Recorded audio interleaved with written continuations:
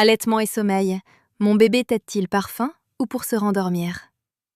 Imaginez cette scène. Il est 2 heures du matin, votre bébé se réveille. Vous l'allaitez, il se rendort immédiatement.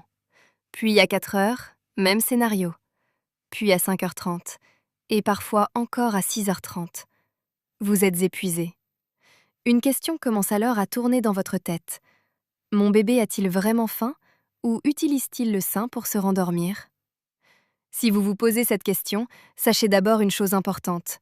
Vous n'êtes pas seul. C'est probablement l'une des interrogations les plus fréquentes chez les mamans allaitantes. Et aujourd'hui, nous allons démêler le vrai du faux. Tout d'abord, il faut comprendre que le sein n'est pas seulement une source d'alimentation. Pour un bébé, le sein est aussi un lieu de réconfort, une source de sécurité, un moyen d'apaiser le stress, une aide à l'endormissement. Autrement dit, un bébé peut téter pour manger, mais aussi pour se rassurer. Et cela est parfaitement normal. Pendant les premières semaines de vie, la majorité des réveils nocturnes sont liés à un véritable besoin alimentaire. L'estomac d'un nouveau-né est très petit. Le lait maternel se digère rapidement. Il est donc normal qu'un jeune bébé réclame plusieurs tétées pendant la nuit. Cependant, à mesure qu'il grandit, les choses évoluent. Certains bébés continuent à se réveiller essentiellement par faim.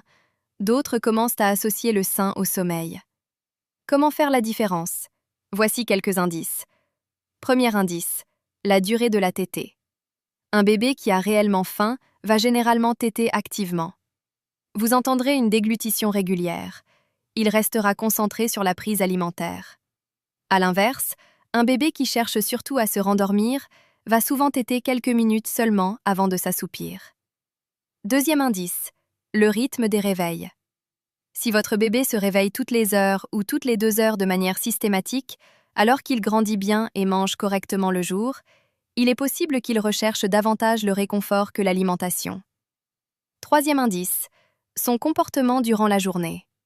Un bébé qui reçoit suffisamment de lait et qui prend bien du poids a généralement moins besoin de tétées nutritionnelles nocturnes en grandissant. Mais attention, il ne faut jamais tirer de conclusions trop rapides.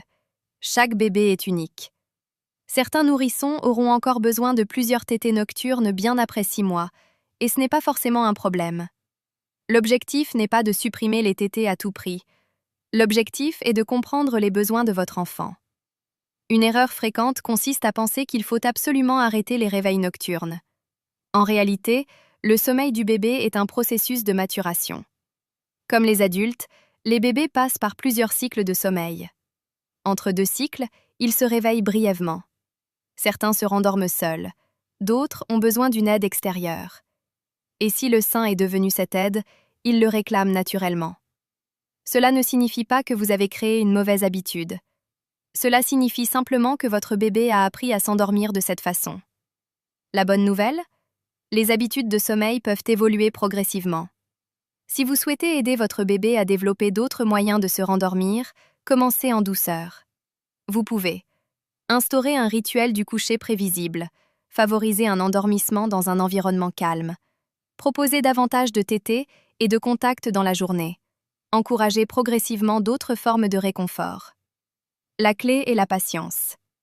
Les changements brusques génèrent souvent davantage de stress pour toute la famille. Rappelez-vous également une chose essentielle. Le manque de sommeil parental est réel. Si vous êtes épuisé, demandez de l'aide. Parlez-en à votre partenaire, à votre entourage. N'hésitez pas à être accompagné. Vous n'avez pas à porter cette charge seul. Dans la description, vous trouverez un guide qui répondra à vos nombreuses questions sur les stratégies du sommeil. N'hésitez pas pour aller plus loin à un accompagnement stratégique pour vous et votre bébé. Tout est dans la description. Et surtout, ne culpabilisez pas. Allaiter votre bébé pour l'aider à se rendormir ne fait pas de vous une mauvaise mère. Répondre à ses besoins n'est jamais une erreur. La vraie question n'est pas « Mon bébé devrait-il encore téter la nuit ?» La vraie question est « Comment pouvons-nous trouver un équilibre qui respecte les besoins de mon bébé tout en préservant le bien-être de toute la famille ?» Car un bébé qui dort mieux, des parents reposés et une relation sereine sont des objectifs qui peuvent avancer ensemble. Alors dites-moi en commentaire, votre bébé se réveille-t-il encore plusieurs fois par nuit? Et selon vous, est-ce la faim ou simplement le besoin d'être rassuré?